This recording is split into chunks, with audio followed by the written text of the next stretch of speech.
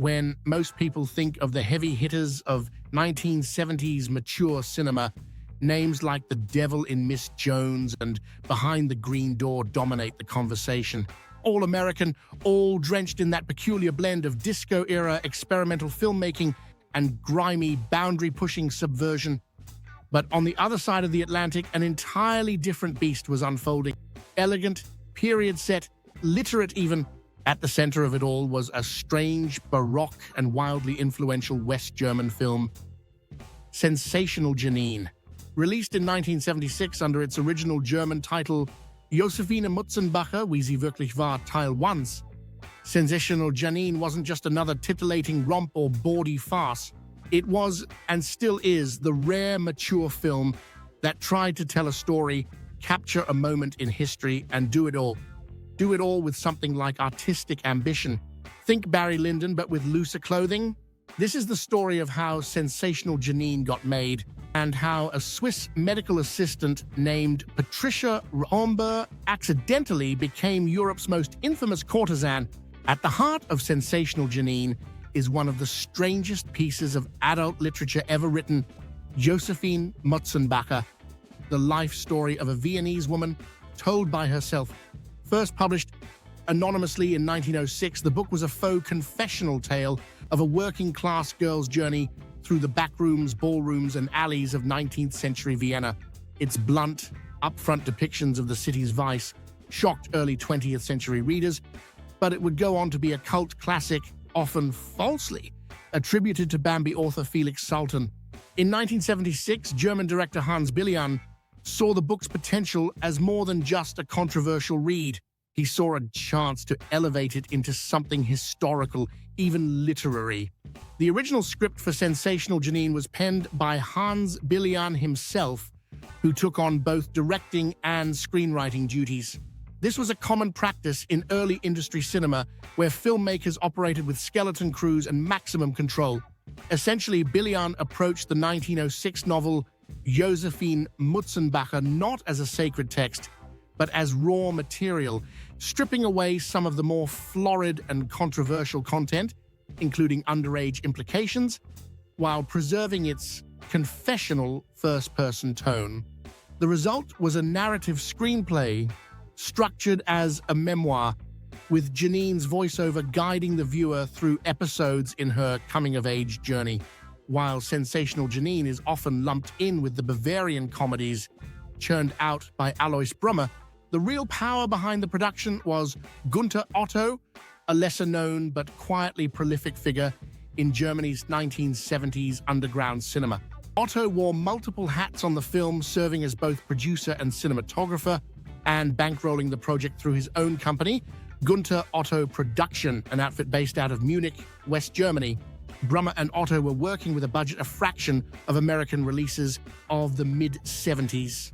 But what they lacked in money, they made up for in creative freedom and a knack for shooting in a way that belied the low-budget circumstances. Most indoor scenes, especially the domestic interiors, bedrooms, and bourgeois parlors, were filmed in private locations close to the production headquarters in Munich. Everything from the wallpaper to the corsets tried and often succeeded to evoke the atmosphere of the era. Some countryside scenes with horse carriages and attractive parkland were shot in rural southern Germany, again adding to the flavor of the film's overall mise-en-scene. At the movie's core was a relative unknown, Patricia Romberg, a Swiss medical assistant turned actress, whose untrained but magnetic performance made the film what it is. Romberg wasn't supposed to be famous. In fact, she hadn't even planned to turn to acting. She had started a relationship with Hans Billian, and he first cast her in a few short films in non-genre roles. But writing Sensational Janine, Billian had her in mind to star, and once the cameras rolled, she was evidently perfect for the part, transforming into a wide-eyed, deeply curious, and undeniably intelligent young woman navigating a world of men, money, and trouble. Unlike the majority of industry actresses before or since, Romberg could actually act. Furthermore, her narration gave Janine a voice, wry, self-aware, and reflective. Critics and adult film historians alike would later hail her performance as one of the best in mature cinema. And then, just as quickly as she arrived, Romberg vanished. After only a handful of films, she left the industry, leaving behind a strange and singular legacy. In Germany and Austria, Josephine Mutzenbacher was a sensation. There are no exact box office figures, as genre films weren't exactly tracked by Variety, but the movie's success was enough to inspire several sequels, knockoffs, and imitations, none with Romberg, and few with any of the original's charm. The film eventually crossed the Atlantic, retitled Sensational Janine, and dubbed into English. And for English-speaking audiences, this dub is a big part of its cult appeal, equal parts awkward and hilarious.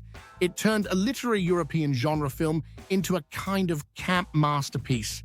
Still, the core of the movie, its character study, its lush costumes, and Romberg's strange and charismatic star power crossed all language barriers and remained completely intact.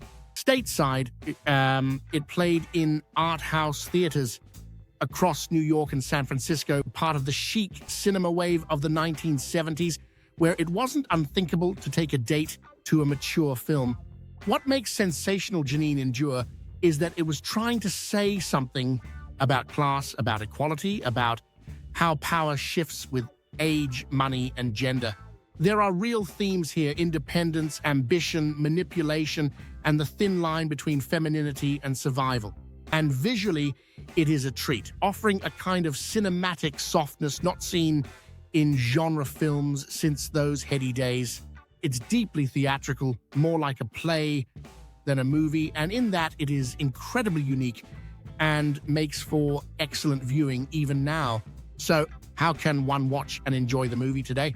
Since the 2000s, Sensational Janine has seen a VHS and DVD release under Caballero Home Video. However, these are not so easy to come by. You will find uploads online which, although are watchable, are not the best quality. Even so, these do offer a new generation of viewers the chance to experience Janine's story. For cinephiles, it's a cult favorite. For mature film historians, it's a milestone. And for the curious modern viewer, it's a time capsule, a reminder of the fact that genre films could once be categorized as cinema. Sensational Janine is the crown jewel of 70s Euro output, another undisputed classic of the golden age. Thanks for watching, everyone. If you have any suggestions for future films for me to review, leave your comments below. And if you haven't already, check out some of the other videos on the channel if you'd like to see more